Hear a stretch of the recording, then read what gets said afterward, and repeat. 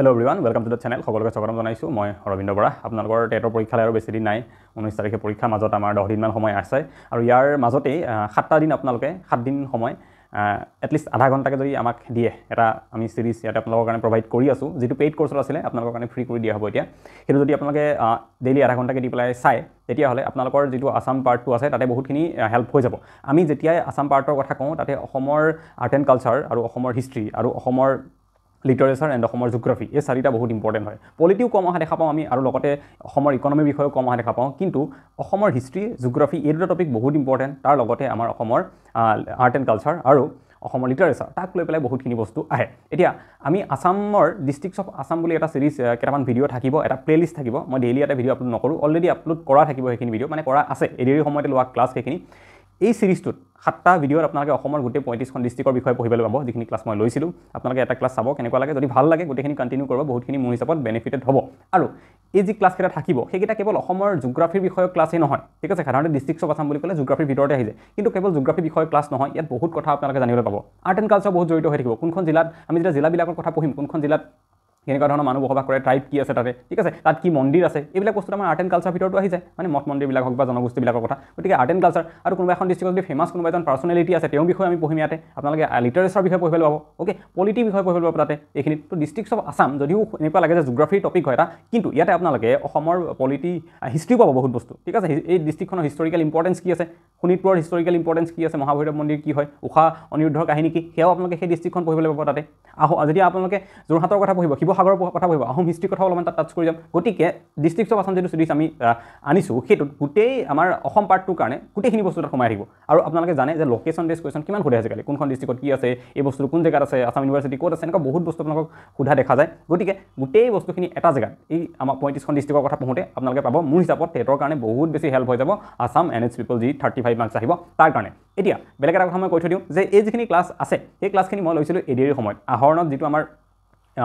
ADR batch চলি আছিলে তাতে মই আসাম জিঅ'গ্ৰাফি পঢ়াইছিলোঁ ইণ্ডিয়ান জিঅ'গ্ৰাফি পঢ়াইছিলোঁ ইউটিউবত গোটেইখিনি এভেইলেবল আছে যদি আপোনালোকে দেখিছে নিশ্চয় বহুতে আৰু লগতে মই তাতে ইণ্ডিয়ান পলিটি পঢ়াইছিলোঁ এতিয়া আসাম জিঅ'গ্ৰাফি যেতিয়া পঢ়াইছিলোঁ তাৰ ভিতৰত মই 7টা ক্লাছ ডিষ্ট্ৰিক্টছ অফ আসামক লৈ পেলাই লৈছিলোঁ সেই ক্লাছখিনিৰে লিংক আপোনালোকক মই দি দিম আনলিষ্টেড কৰি পেলাই আগতে সেইখিনি প্ৰাইভেট হৈ আছিলে কাৰণ অকল পেইড ষ্টুডেণ্টছে চাব পাৰিছিলে এতিয়া কিন্তু সকলোৱে চাব পৰা কৰি দিম আমি আহৰণৰ ফালৰ পৰা সেইটো আপোনালোকে চাব পাৰিব সেয়েহে কিছুমান ডাটা অকণমান চাব সেই সময়ৰ লগত থাকিব কাৰণ সেইখিনি ক্লাছ লোৱা আজি 1-1.5 বছৰ হ'ল ঠিক আছে তো কথাখিনি কওঁতে আপোনালোকে অলপমান সেই সময়ৰ ডাটা কিছুমান কোৱা যাব যেনেকৈ আপোনালোকে ভাবে যে বজালী ডিষ্ট্ৰিক্ট তেতিয়া ডিষ্ট্ৰিক্ট নাছিলে গতিকে নহয় বুলি কোৱা যাব অকণমান সেইখিনি আপোনালোকে ইমানখিনি বুজি পাই চাই পেলাই চলিব আৰু ইমানখিনিতো ক'লোৱে আসামৰ পাৰ্টটোক লৈ পেলাই 35 কুৱেশ্যনত আপোনালোকক 30 স্ক'ৰ কৰাৰ কথা ষ্ট্ৰেটেজি মই বহুত সময়ত কৈ দিছোঁ সেইখিনি কৰিব ইয়াৰ পৰা পঢ়িব আপোনালোকে আমাৰ যিখিনি ডিষ্ট্ৰিক্টছ অফ আসাম মই পঢ়াম সেইখিনি পঢ়িব আপোনালোকে নিজাকেও নিশ্চয় বহুত বস্তু আপুনি কৰি আছে আৰু লগতে যিসকলে আমাৰ ৰিষ্টাডি এপৰ পৰা প্ৰেক্টিছ কৰিছে আপোনালোকৰ মাজত বহুতে ৰিষ্টাডিৰ পৰা অলৰেডি লৈছে ছাবস্ক্ৰিপশ্যন লৈ পেলাই পঢ়ি আছে তাৰ পৰা MCQ প্ৰেক্টিছ কৰি আছে তো তেওঁলোকৰ বাবে এটা ভাল খবৰ কি লাষ্ট যিটো SI পৰীক্ষা হৈছিলে সেইটো সেবাই পাতিছিলে আপোনালোকৰ পৰীক্ষাও সেবাই পাতিব একেটাই আপোনালোকৰ অথৰিটি হয় দুটাৰে মানে সেবাই লাষ্ট যিখিনি আমাৰ আসাম পুলিচ SI 55 কুৱেশ্যন দিছিলে জিকে তাৰে ভিতৰত 36টা জিকে কিন্তু ৰিষ্টাডিৰ পৰা ডাইৰেক্টলি আহিছে যিটো আপোনালোকৰ বাবে এটা ভাল খবৰ যিসকলে এতিয়ালৈকে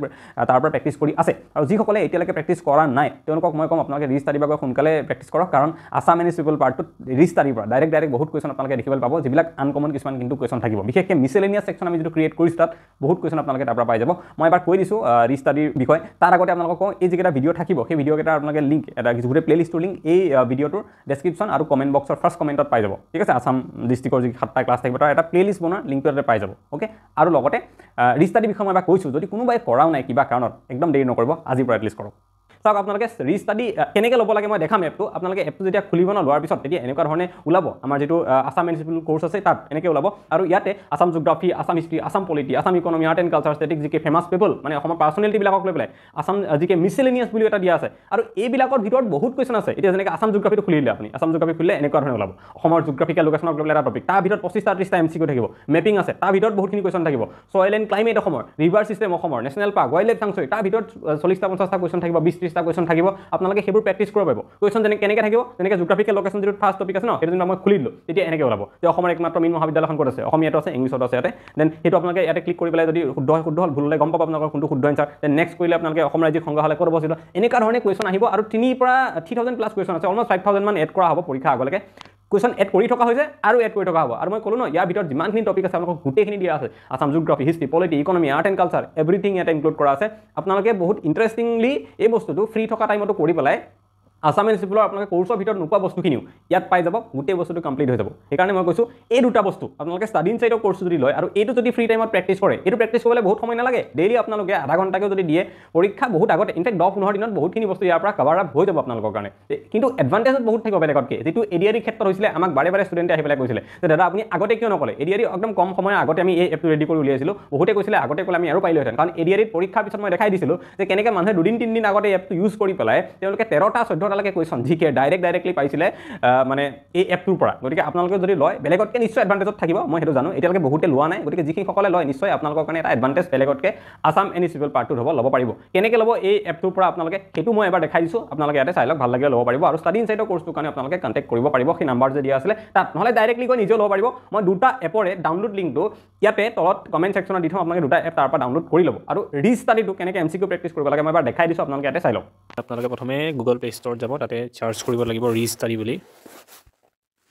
এইটো নামটো ওপৰত লিখাটো চাৰ্চ কৰিলে এইটো এপটো আহিব। এইটো মোৰ তাত ইনষ্টল দেখাই আছে, আৰ বুলি ডাঙৰকৈ যিটো লিখা আছে ব্লু কালাৰত, গতিকে মোৰ তাত ইনষ্টল কৰা আছে। আপোনালোকে ইনষ্টল কৰি ল'ব সেইটো প্ৰথমে।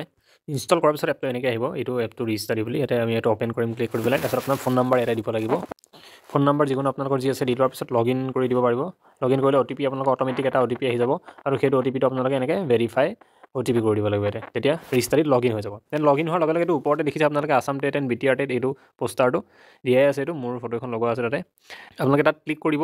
ক্লিক কৰাৰ লগে লগে এতিয়া অফাৰ চলি আছে, 50% অফাৰ দিয়া হৈছে। ক্লিক কৰাৰ লগে লগে এনেকৈ আহিব ইয়াতে, আৰু আপুনি ল'বলৈ আপোনালোকে জাষ্ট ইয়াতে যিকোনো এটাত ফাৰ্ষ্ট ক্লিক কৰিলে আছাম জিঅ'গ্ৰাফী, দেন আপোনালোকে ইয়াতে ফাৰ্ষ্ট কিবা এটা ক্লিক কৰিলে বাই নাও বুলি এইটো আহিছে, জাষ্ট ক্লিক কৰিলে হ'ল। যেনেকৈ জিঅ'গ্ৰাফিকেল লোকেশ্যন আছে ফাৰ্ষ্ট টপিকটো, তাত ক্লিক কৰিলে এনেকৈ ওলাই যাব বাই নাও। দেন আপোনালোকে বাই নাও কৰিলে ইয়াত একদম তললৈ যাব, আপোনালোকে গৈ থাকিব লাষ্টলৈ,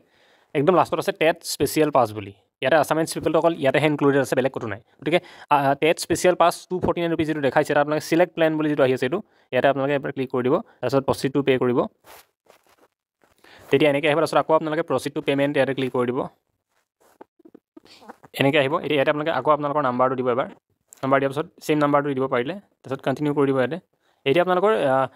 UPI এপে দি পেলাই ডাইৰেক্ট মানে পে' হৈ যাব। পে'মেণ্ট কৰাৰ পাছত আপোনালোকে তাৰপিছত খুলিব পাৰিব আৰু অ'পেন কৰিব পাৰিব, গোটেইখিনি কুৱেশ্যন প্ৰেক্টিছ কৰিব পাৰিব। কিবা যদি কৰি থাকে, এটা নাম্বাৰ দিয়া আছে তাতে একদম ফাৰ্ষ্টতে, সেই নাম্বাৰটো আপোনালোকে কণ্টেক্ট কৰিব পাৰিব, ইয়াতে নাম্বাৰ দিয়াই থাকে কণ্টেক্টৰ কাৰণে। অ'কে, আপোনালোকে এই নম্বৰটো দিয়া আছে, এইটো ওপৰত বেনাৰখনত দেখিছে। কিবা এনিথিং প্ৰব্লেম যদি পায় এই নাম্বাৰটোত, যিটো 9101180712, এই নাম্বাৰটোত কণ্টেক্ট কৰিলেও চলিউশ্যন পাই যাব।